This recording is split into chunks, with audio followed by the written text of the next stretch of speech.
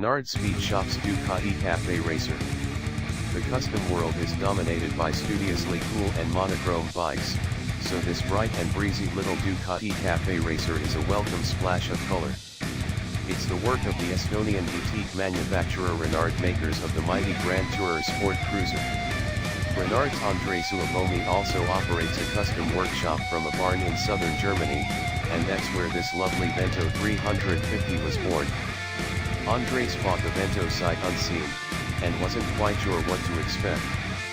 After all, it's a real oddity in the motorcycling world. A Ducati Bevel single from Spain. The bike was missing its gauges, lights, brakes and the top yoke, and what was left was in a poor state. But the general look of the bike was incredible, with a long tank and a race bike character.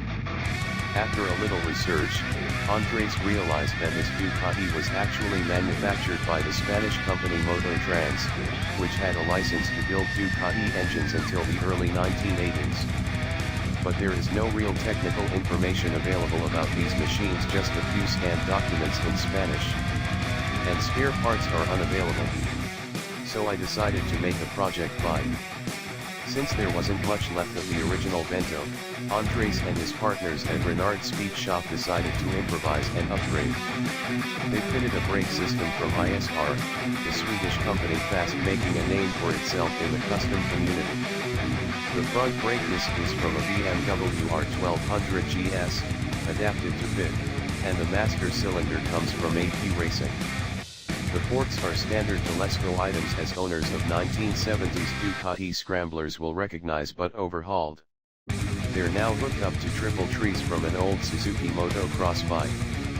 We've also modified the frame and the swinger quite a bit, says Andres. The original frame lacked stiffness, so we've reinforced it. And the rear subframe is now a trellis-type design, similar to a more modern Ducati. It's supported by a pair of familiar Öhlins piggyback shocks. The custom exhaust system is extremely neat, hugging the right-hand side of the motor and then crossing under the frame to exit on the left.